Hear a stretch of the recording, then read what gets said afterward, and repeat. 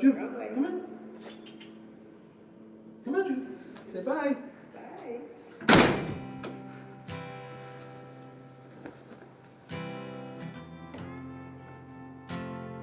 My name is Matt Patrick, and I own and operate the Library Recording Studio. I've been here for 17 years and have kind of more recently expanded my space from 1,500 square feet to 2,500 square feet. I've always been a musician my entire life, pretty much. My mom says that even when I was an infant, she would be carrying me through the kitchen and she would hear me humming and I would be matching the pitch with the refrigerator. And so she just knew from a very early age that I had this gift of music.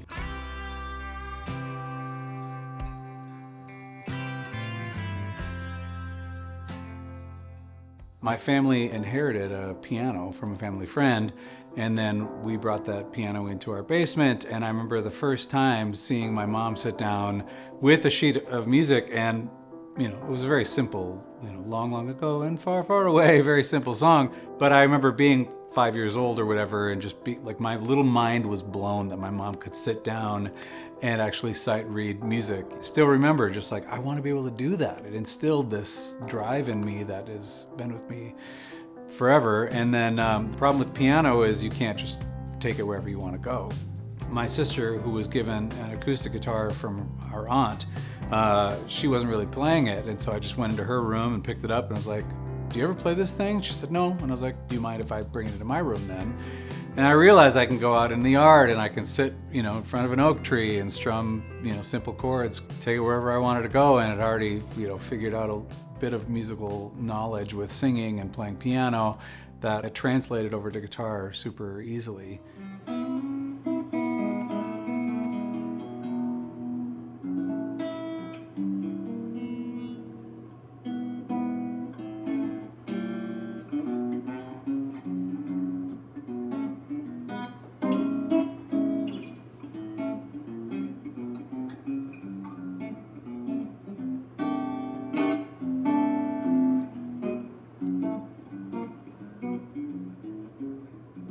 And then as I got older and learned how to play bass or learned how to play mandolin or learned how to play lap steel or Hammond organ or whatever, I could apply those things that I learned early on that just kind of came naturally to me. And so at this point when people ask, how many instruments do you play? I literally say, I don't know.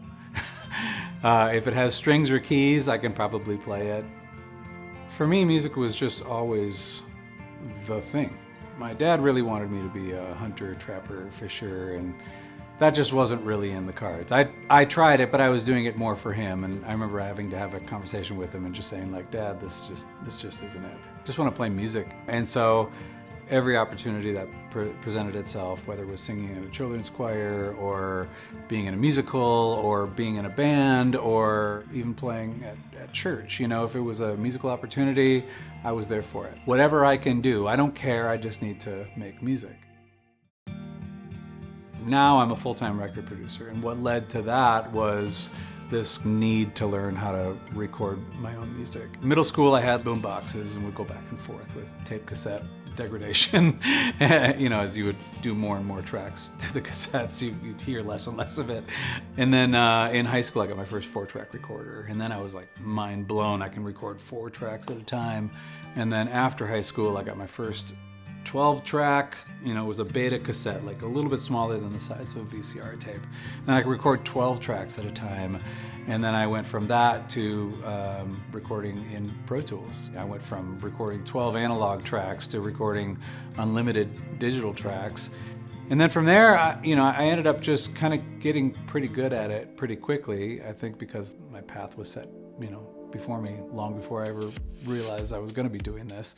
So it all came very natural to me, and so things just kind of sounded better than your average local basement studio. And people started to take notice. Why do your recordings sound so much better than other basement studios? And then would you in turn record me? And so I was like, yeah, that sounds like fun. And it was all fun. It was never for a job. It was never, I never even had the thought occupationally that this is what I should do. It was just, this is what I do.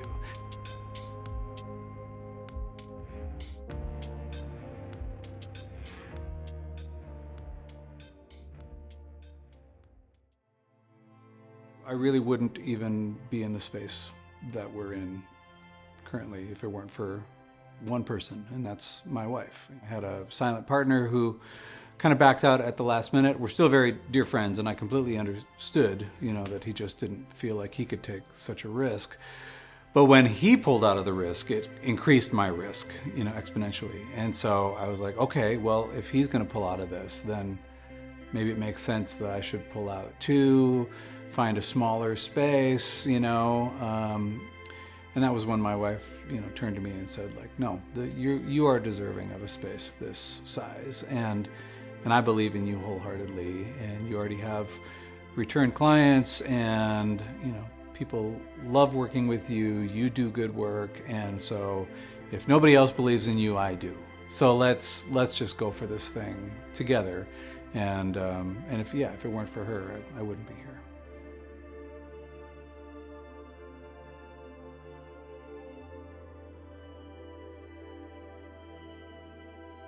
Most recording studios, especially here in Minneapolis, they're just kind of basement studios where you have one room and your hand is forced into doing what's called multi-track recording, where you record a drummer first and then the drummer leaves, and then you record a bass player and the bass player leaves, and then you record a guitar player and the guitar player leaves, and then you record a keyboard player and the keyboard player leaves, then you record your final vocals and then they leave, and then you're left to mix it. But what I found was happening was I would, turn a mix over, and then the drummer, who was the first in the chain, listens to it and goes, oh, had I known you all were going to do that to it, I would have played something totally different. The first pro record that I ever produced at a large enough facility that could accommodate multiple players playing at the same time was down in Nashville. I was producing a record for an artist named Jason Gray. So my mind was totally blown by all these people collaborating, bouncing ideas off of one another, and just doing it in real time. And I remember, we would cut a song and immediately know what the song was going to sound like when it was finished. We were going to fine-tune things with the mix and whatnot, but you knew for sure that this is what's going to be the final version of the song on the record. And so I knew from there that I wanted to build a large enough space that could accommodate multiple players playing at the same time, doing improvisational stuff that would inspire each other. And up until then, I wasn't able to accommodate that. And so when I built the library, I made sure that I had multiple rooms, that I had a large drum room, that I would have multiple isolation rooms that kind of, in a circular fashion would kind of look into the drum room, because everybody likes to watch the drummer to keep good time, with themselves and each other. And then just bounce ideas off of one another. What if we took it here? And then I realized, oh, my production style is very collaborative. I don't hire a band to play, for example, on a singer-songwriter record and then tell them, I know exactly what this painting is going to look like when it's done. For me, it's hey, let's all pick colors. Let's all pick paint. If it's mixed media, let's decide what other textures are going to go on this canvas. And let's just do that together. And there's times, of course, where something isn't working and I have to step in and go, oh, let's lean it this way a little bit. But for the most part, I knew that I needed a space that was large enough to accommodate multiple players playing at the same time and collaborating. Nope, you guys blew it. You blew it. Start over. But I did realize 2 years ago when I opened up this side of the studio, which gained me another 950 square feet, that other people who weren't just doing music were coming out of the woodwork. In a strange way, this space that I'm sitting in currently, which is my lounge for the recording studio, which is attached to the control room, has kind of become a little bit of an event center. I've had improvisational troupes come in and do acting improv classes in this very space. I've done live recordings in this very space.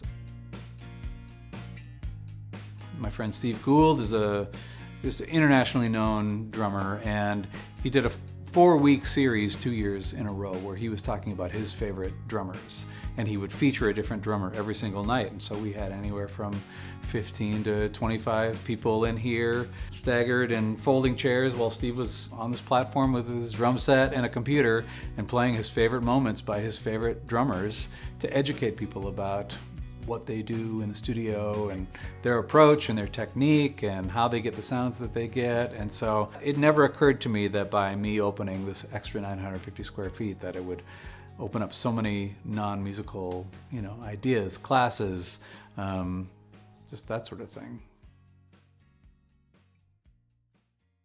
One of the projects that we did in here, the artist came to me, and I'd never worked with her before, but I knew who she was because the Brian Oak Show, which was the Cities 97 radio program, his sidekick for the Brian Oak Show morning show was Carrie Noble. And so I remember listening to her on the radio and had no idea that she was a songwriter in her own right.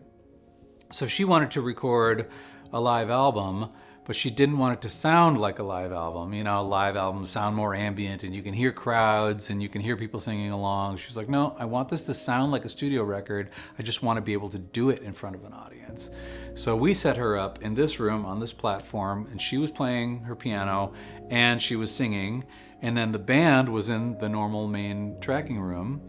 I have a projector in here and I have a screen that can hang in here. And so I figured that I could actually do a screen share with my phone. So I put the band on the screen behind her. So we had 40 people sitting in this room, all watching her play and seeing the band playing behind her, which was really, really fun. And then I was just in the next room, and I had a vantage point where I could look through the glass and I could see the band, and I could look to my left and I could see Carrie, and I had the crowd around me, and I could still monitor and then just send the audio into the lounge. And it worked great. So we recorded an entire professionally produced record in just 2 hours. There was a lot that went into that beforehand, of course, with rehearsals and, setting the place up. I just never imagined that there would be that kind of usage for this new space, Most of the people who get to see this studio are musicians, and musicians only. So when you have an improv troupe come in here, then you have these actors that are creatives, but they've never been or needed to be in a recording studio before. And so when I have these events that are more like live recordings, live concerts, then just your average Joe can walk through the door and be in a studio and experience what that's like for the first time. And at the end of the night of recording Carrie Noble's live record, there was this older gentleman, for sure, late 80s. He was wearing a red V-neck sweater, and he was, he had his hair nicely combed, and he was walking around with his camera, just recording everything after it was all recorded and said and done. And he walked up to me, and he stopped his recording, and he was just like, "Do you own and run this place?" And I said, "Yeah, this is my studio." And he reached his hand out and he goes, "Thank you. This is the opportunity of a lifetime for me." And I just remember being just like, what? Here this guy is in his 80s, has never been in a recording studio before, considers it a lifetime opportunity to be here, which I'm here every day. I love that I get to be here every day. I'm honored when I turn the key and walk into this space every day, but to hear somebody say that just really put me in my place. In order to get good at what you do, you need somebody else to give you permission to be good at it. Early on in my production career, we were working on a song, and it was somebody else in the room that's just like, what if we leaned this song more like, and then they said some artist that I loved, but I just never felt like I had permission to go that direction. It seems like such a simple thing, but by that, it was a bass player in the room, and he's just like, what if we made this sound more like this artist? And I was just like, well, they're a real artist. We couldn't possibly do that. We need to make it commercial, It was them kind of allowing me permission to just create whatever I want. There should be no walls. There should be nothing, binding you from just creating the right type of art for each client. And so that was probably 2 decades ago. And that, more than anything, I've taken with me as I've, ventured into lots of different styles of music with different clients, and no holds barred. what do you want to make this sound like? And I have some people who come in and they want it to be very commercial and, you know, very clean and very polished. And I have other people come in and they're just like, don't put too much polish on it. I want this to be raw and I want it to be weird. And I'm okay with like weird sounds. You know, if I like set a book down on the music stand and it makes a clunk, like, oh, keep it, that's cool, you know? And so anything from like super high polish, super commercial to super grungy, super basement bedroom recording sounding, even though it's a professional studio. And so just, you need those moments in your life where people give you permission to do the thing that you're good at. I'm actually wired to be a helper, you know? And that's what record producers do.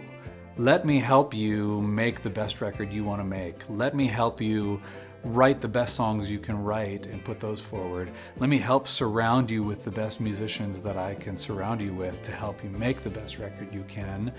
Go back and forth with mixes, mixer vision 1, 2, 3, 4, 5, 6, 7, until you're going, yes, this guy has helped me create something that I'm proud to put out into the world.